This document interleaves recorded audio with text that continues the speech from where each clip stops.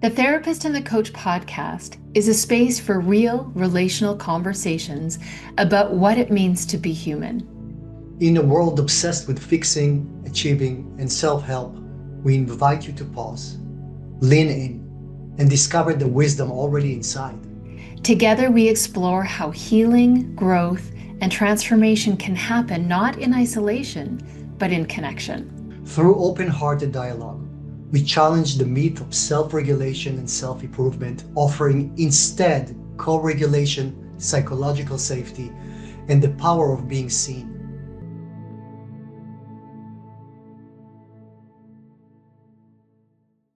Happy Lerae, Thursday! happy Thursday. It's Oren Day. Thursday is Oren Day. Is it? It's, It is. I'm so grateful. Me too. It's ours day, and we're very Yeah. happy to be in here. Yeah, it is. I look forward to it. I think I say that at the beginning of every podcast, but It's here we are. it's and that's what I'm telling people, when you want to go somewhere you really look forward to that, it means that it's right. If you kind of feel like I don't want to, then you just it's very different when you go to a meeting or whatever it is, and you just versus to it's so I Yeah, so lean look in forward or to lean that. out. It's Yeah. such a different energy of you. It's really alignment when you actually want to do or go or speak to somebody. And I Mm. think this is kind of like just to say that we want to be with ourselves and say, do I like this or I don't like that? So many times we don't have choices in terms of we have to raise kids, we have to do this, we have to go to work so many times that, but kind of like as much as we can, kind of to say that, do I want that? Does this person is bring me joy and lift me up or stay with me where I am and I feel nurtured, or I don't want to do that.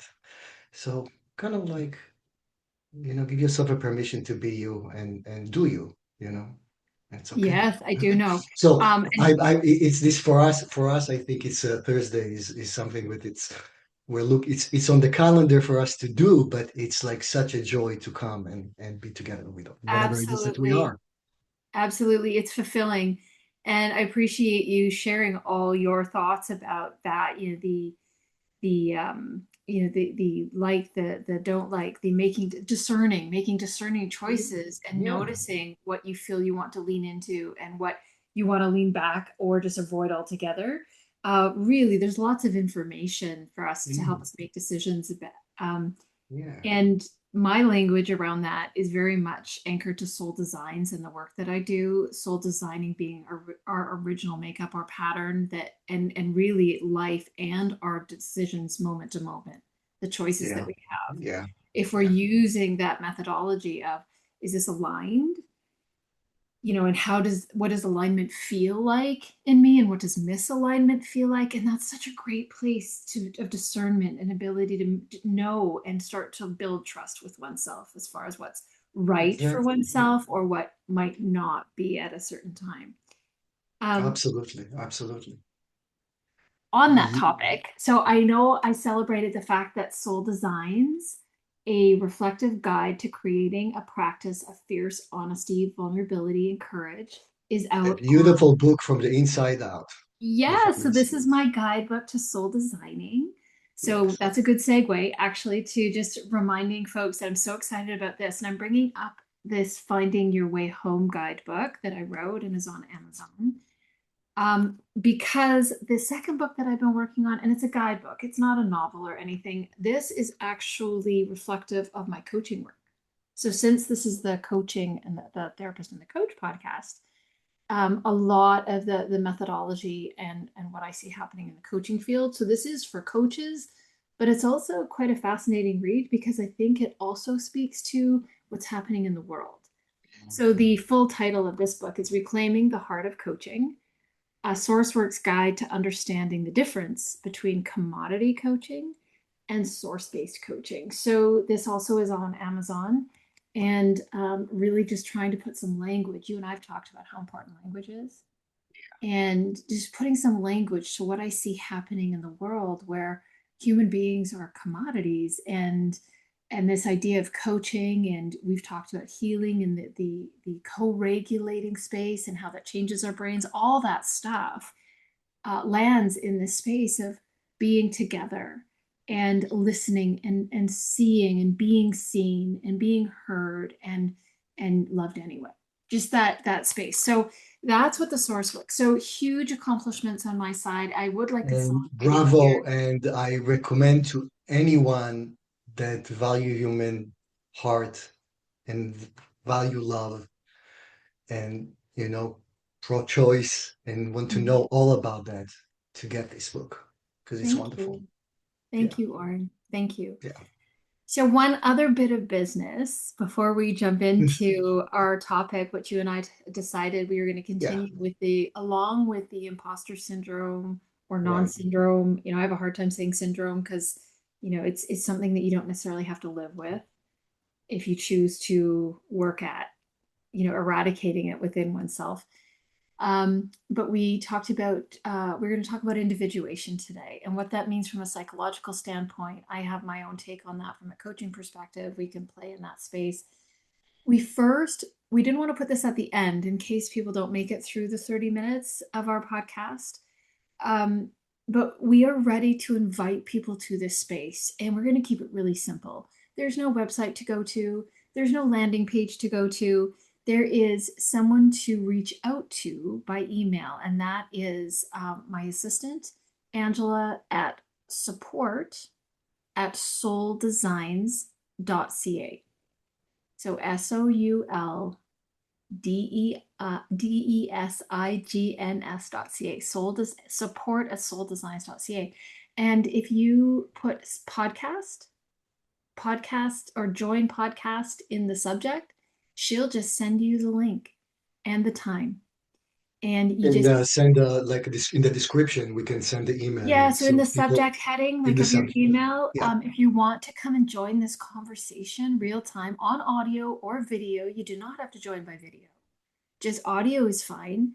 Um, and come and join us. And Angela will send you the link and you can participate with us in this conversation real time. Add your thoughts, challenge ours, bring your own, just be together and expand this conversation, not to include experts. We're all experts in our own right, but Right. to just join this conversation and breathe more life into it from different perspectives.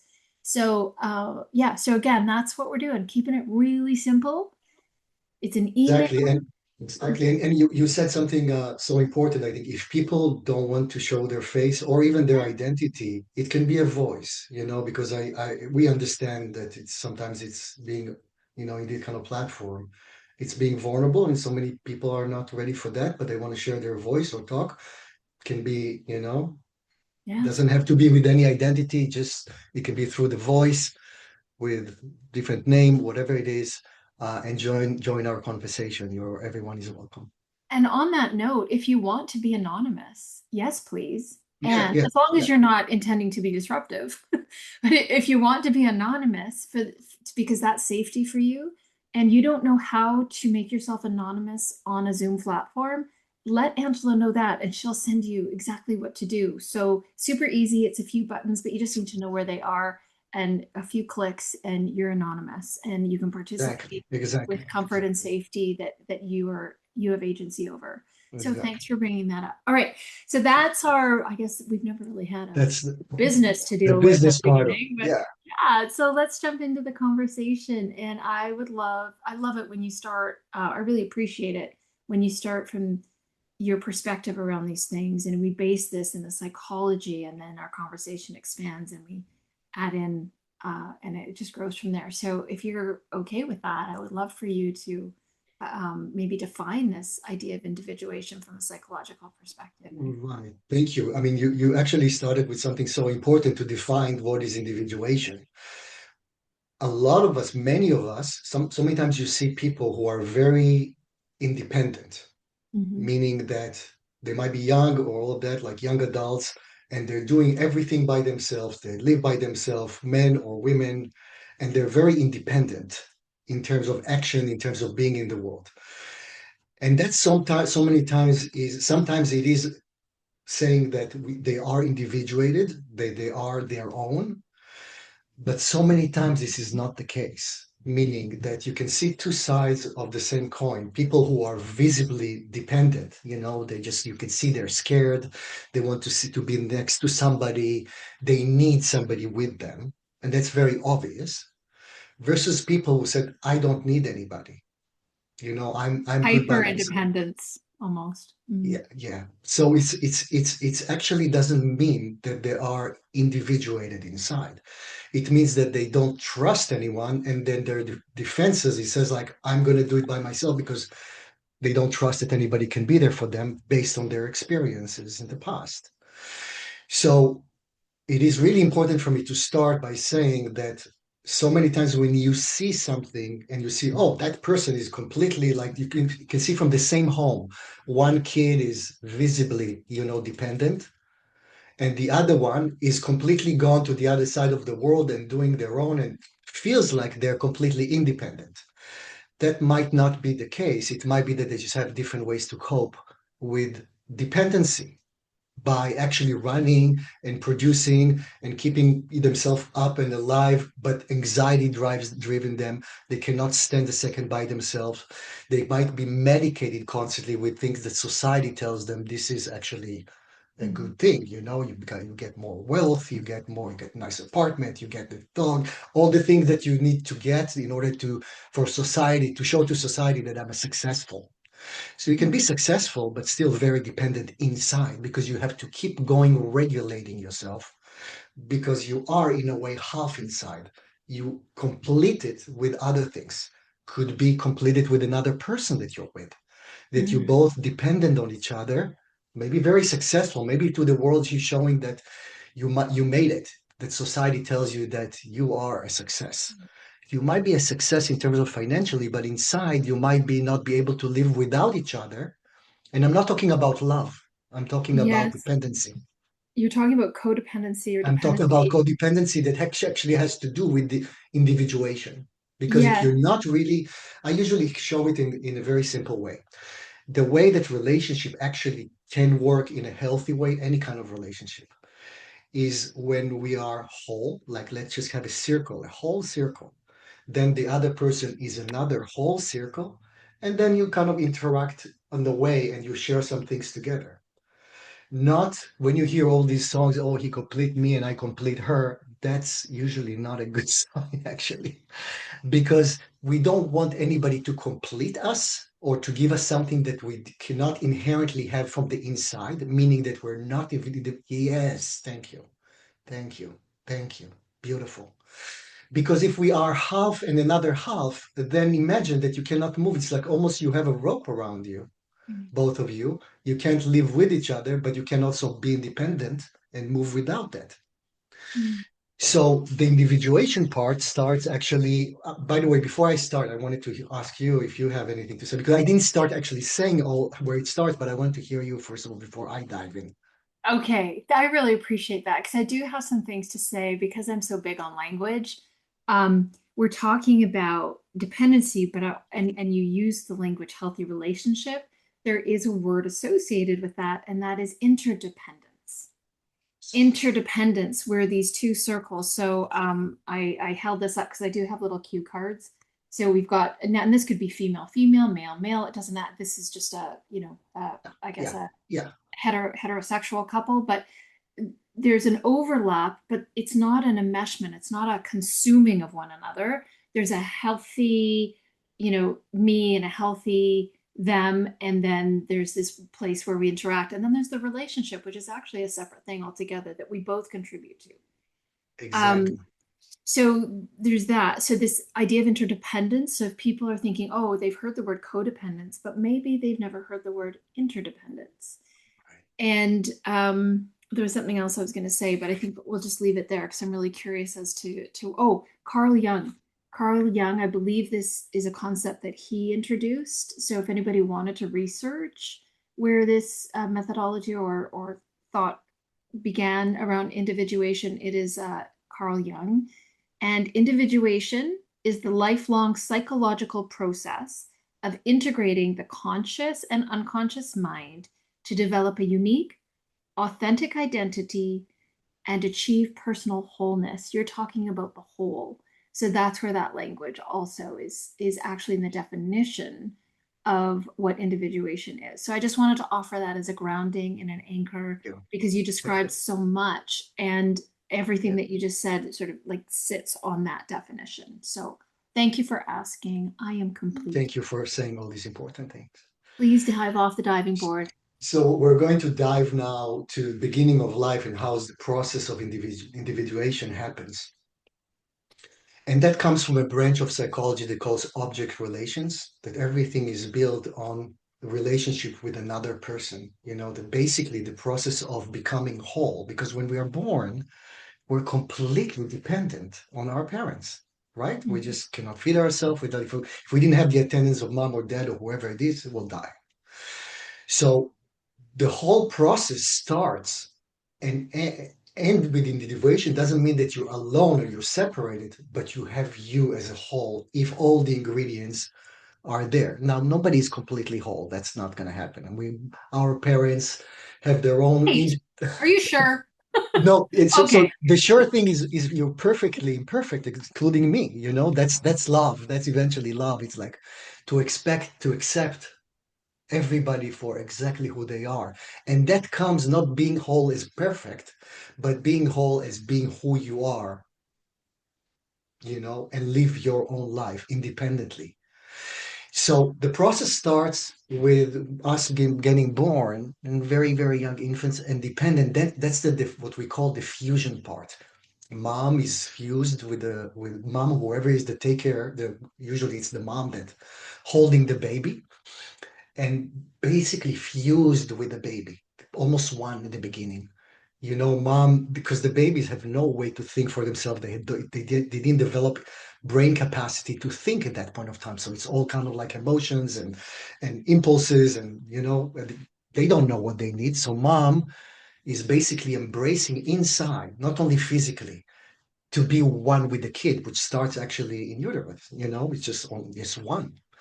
And then oneness, that dependency, and that's important for me. I'm slowing down a bit so people can understand that dependency at the beginning of life is very important because we as societies try to look at dependency, which I understand where it comes from. We talk about adult people that's supposed to be interdependence and they are dependent.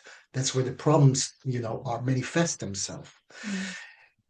If mom is okay to let inside, have the room to have the baby dependent on her completely, which she or she are dependent on there, then what happens is gradually, so I'm saying like this is one, mom is here and here is the baby and they're just one, like one unit. The baby have no clue who he is or she is, completely depend on the mom engulfing or not engulfing, embracing him or her and let him kind of like immerse in her river, so to speak, Mm. to be almost one. That process is so important. That start is very important. Where does it start to be a problem at that stage? Is that mom and dad, because at that point, mom is holding the kiddo, and dad's or whoever that is there, the spouse, if there is a spouse or any kind of support, is holding mom. So there will be we're constantly expanding the system in a way inside. Because if mom is tired, mom just had a birth, she needs to feed other kids, she needs to function, maybe to also to go to work and sustaining herself. It's and a newborn that completely depend on her. This is exhausting to any human being. Mhm. So mom's reservoir inside the limbic system, the room to contain is small. So at that point, dad's role is to expand the system and be there for mom so she can actually be there for the kid. We're talking about energy. We're talking about also how to do things. Mom cannot do everything. And she needs also the emotional support from dad, from whoever that might be, so she can at that point of time hold the baby. Now, holding, I'm not talking about just doing this, talking about having inside the room inside because babies are crying, they don't sleep at night, you have to wake up in the morning in the middle of the night maybe 10,000 times and then go to work. It's tiring, it's exhausting, the battery is going down very quickly. Now that has to do also with how mom came, because we all have different experiences. Some moms and dads are coming from a place that they have They had what they needed to get, so they have something to give. But if they are so wounded from the past and then have another person to carry, it's extremely hard. They have to give something that they don't have. That's where the baby start sensing. It's not a verbal communication, Mhm. but they start feeling that mom is holding, but might be holding that, and you can still feel the energy. And at Mhm. that point, they start crying more because they really don't get a calm energy because mom is just not capable. The poor girl, she just tried to survive herself while holding another being that needs her. So you start realizing how important it is for us as adults, not only to constantly make sure that we have space, and if we're not, we need to get help. If we don't have the space, we don't have the capacity, we are not functioning well. If we're not sleeping well, we're cranky in the morning and we have 10,000 meetings to attend, we can't even think clear. So the work usually about anything is not doing something, but actually make sure that you are attended at any point of time. And if not, getting help that you can trust. It's constantly keeping yourself clear. It's the difference between the times that you just kind of like so calm, you can deal with everything, Mhm. to a points where you cannot put a pin inside before you're going to explode. The same thing, just different reaction. Moving back to that part of the symbiotic part, the fusion part, they call it also symbiotic part. If the conditions are there and mom and dad are working as a team and they have enough room for that, the baby gradually getting what they need. If they cry, they're getting attended. So at that very young point, they start realize whether they're important or not to feel, because otherwise, if their needs are not met, babies usually are turning that against themselves, or kids against themselves rather than their parents. So they start feeling something is wrong with them. They start feeling they're not happy. They start building those injuries inside because they don't get what they need. So they act out more. They might cry more. And then the parents start getting more frustrated because they're doing everything they can, but it might be not what the baby need. The whole system is getting into disarray. Let's say that this phase of fusion, symbiotic part, is going successfully. The next phase is gradually going to what we call separation individuation. So the separation is important. Of course, it's important because if mom and the kid are staying like this, then the baby is not going to grow inside to become. Mhm. Here is the biggest thing that I want to say about that before we move to the next stage. If mom has their injuries, let's say mom is not whole. Nobody is whole again, but let's say that it's just like almost half. Mom needed to have a baby to just take care of because she cannot take care of herself, and that's the marriage are not that, and all of a sudden, like, a baby can fill my life. The baby start being for her emotional needs rather than her being for the baby's needs. The baby sense that. So the baby start unconsciously want to regulate mom, Mhm. maybe not cry because he or she feels that it's too much for mom. It's an unconscious thing at the beginning. Later on, as a kids, it's when we grow up as kids, we know when not to go to dad when he's angry, or not to go to mom because he's exhausted. I won't bother my mom. And kids do that. Kids are the best caretaker of parents or anybody else. They just want their parents to be okay. Because if their parents are not okay, they're not okay. Yeah, it makes sense. So I'll stop in a second to hear you too, and then I'll continue because it's obviously an ongoing thing. If mom, then again, it's important because if mom then again is half, the baby would want to complete her. At that point, the baby stopped getting what he or she needs in order to grow. I'll give you an example. If let's say you talk about 1 years old or 2 years or 1 years old, and they're playing near mom because they don't want to be alone. They're scared. They need their mom there, and mom is there. And all of a sudden mom is out, and the baby, let's say the kid, let's say, is playing and having fun. The moment he senses that mom is going out, that play is over. He or she are going immediately to say, mom, where are you going? They're scared. They stop playing, they stop developing at that point of time. This is just a tiny example. Mhm. of how disruptive it can be when we are with somebody that depended on us, yet we are not okay ourselves. That baby, that kid at that point start taking care of you, of your emotional needs, and their individuation is not going to happen. They're basically going to be dependent on you being okay so they can be okay. Now, because you're not okay, they're busy taking care of you. They're not growing inside. So what happens is that fusion phase that is a healthy phase become unhealthy dependency as they grow, that becomes the problem. So it's never the kid's problem, it's always our need, our responsibility to take care of ourselves. So because if we are whole, meaning that we get our needs from ourselves, we don't need the kid to take care of us, and thus we can be there for them the way they need. I'll give you another example before I stop and give you the microphone. Mhm. Is that imagine, for example, that I'll give you an example for myself. I remember my mom, I would do things, I would play, and all of a sudden my mom would be angry with me. At that point when she was angry, I felt she abandoned me. Not because she was angry, because I sincerely felt her inside that she's not with me anymore. Mhm. Now, there is a difference between a parent that might be upset but there for the kids because they can hold them, to a parent that have their own injury inside. Her kid or my mom's kid or got hurt from me as a kid.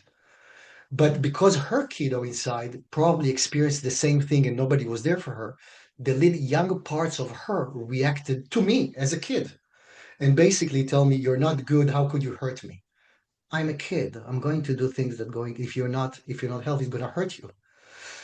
That shamed me right away and terrified me at the same point, that same time that I'm losing my mom every time I'm myself. So you start kind of getting an idea how this process of dependency, both mom's dependency and the kids' healthy dependency, developing into later on pathological dependency, or something that actually you're kind of attached with a rope, whether it's Mhm. to the mom or later on to your spouse, because that's transferable. If Right. you don't have to be with your mom, it can be any kind of relationship later on. I think that's a really important point, Oren, that the dependency, because it's where you've grown to, transfers to whatever relationship you deem Yes. that you that Yes, yes, safety Lerae. or that. Yeah, absolutely. Lerae, something that's so important, and I'll keep you that. It's like we're not living that in the past. If Yeah, we I grew think up in age, that doesn't mean that kiddo inside got what she or he needed.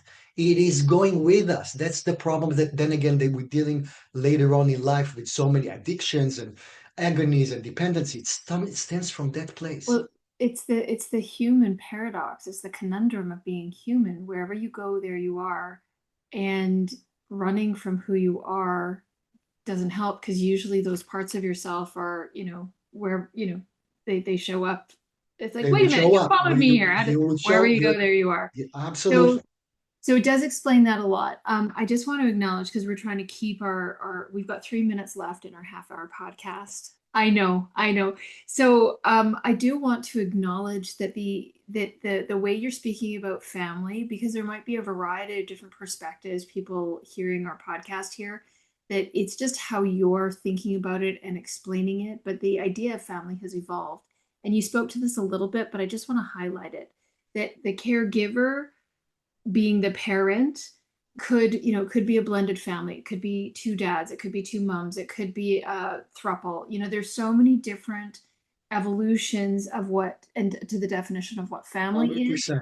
But I 100%. think, so let's not get caught up in that. Let's get caught up in what you're saying about the transference and how it happens, no matter who the caregiver is, if it's It's a very true. Thank you for heterosexual saying that. couple or what Yeah. have you. So Yeah. I just wanted to say that, because the concepts are so important, and sometimes we get caught up in the semantics of things, Right. and Right. it And takes thank you away.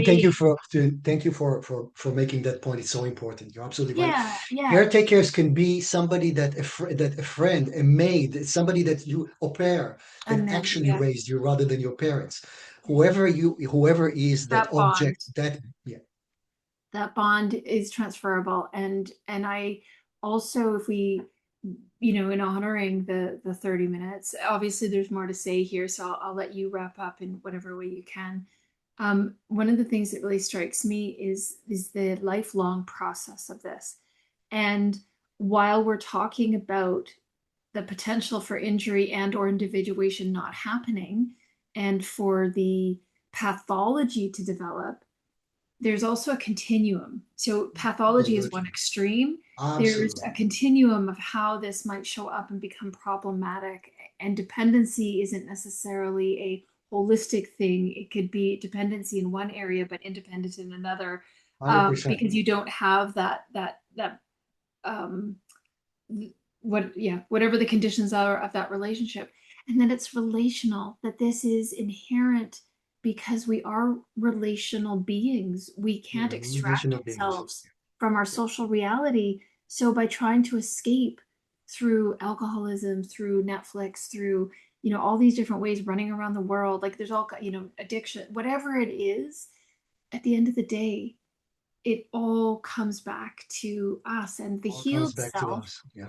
can Yeah. actually, if I heal one half of the relationship because of that co-regulation, I just wanted to say there's so much beauty, hope, and opportunity in the inward reflective healing process, because individuation can happen at any age, at any time, Anytime. Yes. and it Yes. will transform relationships. Either the Yes. relationship will end because the dependency can't, like the relationship doesn't have the capacity to co-regulate around the new awareness of one individual, Yes. or they'll grow together, and it can transform in a Absolutely. heartbeat.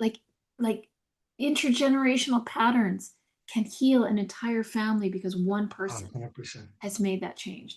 So So that's where important. I get jazzed about this. So And I'll so hand it over to you important, to so wrap up. important, so important what you're saying. Because, and thank you for saying that when I'm talking about, I'm not talking about either or, I'm talking about Yes, if it's that happened, then the whole thing happened.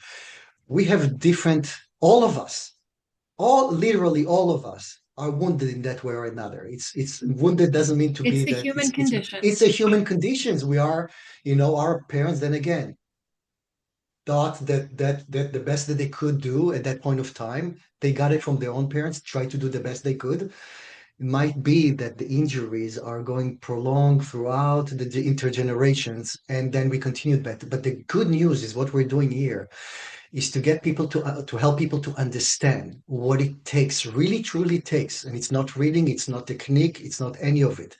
It's relational. And relationship then again created those wounds. Different kind of relationship will heal the wounds. And that's a guarantee. Relationship hurt us, and the different kind of relationship will heal us and open up doors that you have never thought possible before.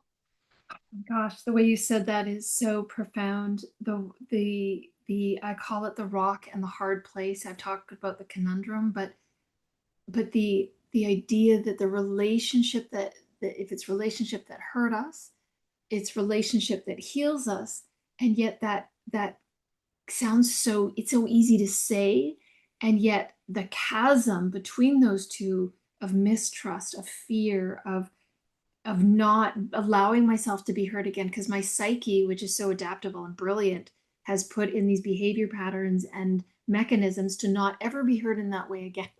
So so true, so so there's true, such a so true. gap between the thing that Yes. can heal me, It's which is almost paradoxical. We need to it trust something is that we couldn't trust before. It's like, it how could I trust people when they hurt me? exactly.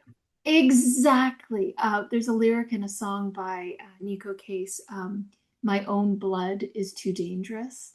Like the Mm, tenderness in my heart is for strangers because my mm, own blood is too dangerous. Like meaning my family mm. line. Or I mean, it's so profound.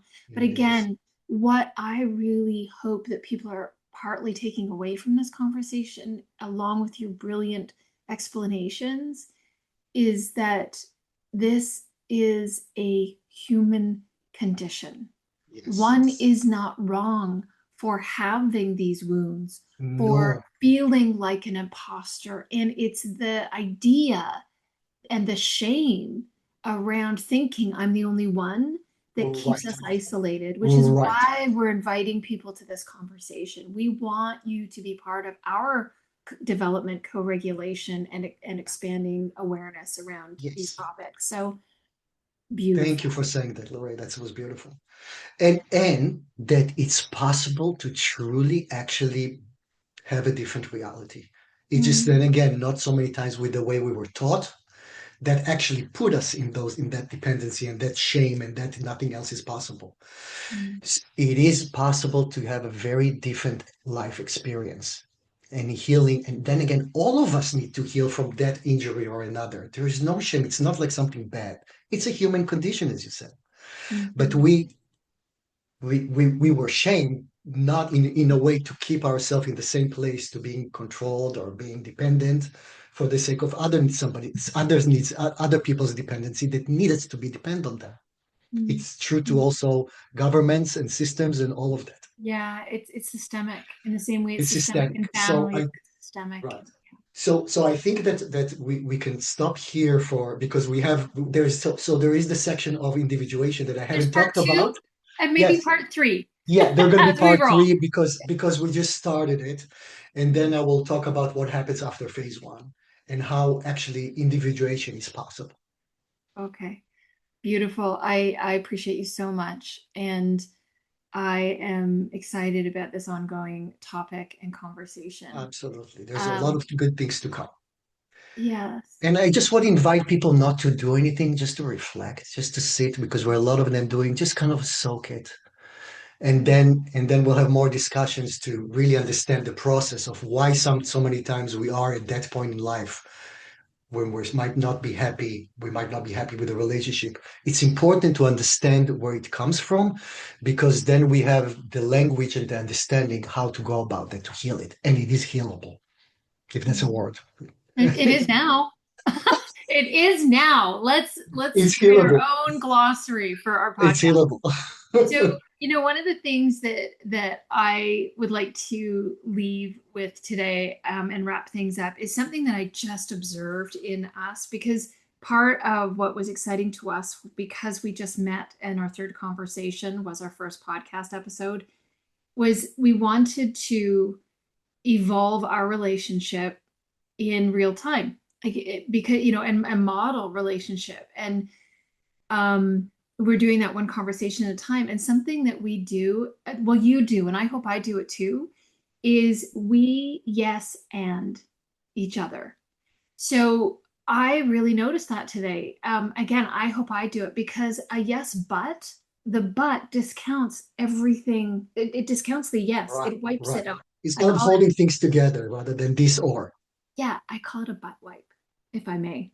Yes, So, but the butt wipes out the yes. And so then it's my thought, trumps your thought or something. But this yes. yes and is so generative. So it's a micro practice I wanted to offer people to take away from what we're Love that. modeling Thank you. as a really generative way to share ideas and be in conversation. And also, not that we have a lot of differences here, but we can contribute and share and build on ideas together with a yes Absolutely. and I'm not wounded by a but where I feel like, oh, you just discounted, because that can be energetic more than anything, and I feel hurt by it, and then I'm in competition, I'm waiting for my turn to talk. And I would may add something, and then we'll have probably a podcast about that. It's neurobiologically in the brain when you hold things, both things, because and rather than but is either or, right? It's me Yes. or you. It's you're wrong, I'm right, or something, or at Vice least kind of model. a split. Mm. When you hold things together, this is how the brain actually integrates. Mm. Because we're hold all parties together. It can be two or three parties, and just hold them actually capable of holding them together. This is how where paradoxes are getting solved, paradoxically. Mm. All They can right. be they can all be one, even if it's black and white. Look at the yin and the yang.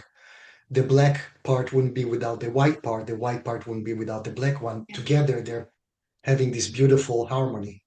So Yes. the brain actually integrates that way, where we're holding things together. And yeah, and when you say and rather than but, or feeling inside, I'm right, she's wrong, I'm right, then you are basically excluding a Yes. much bigger picture.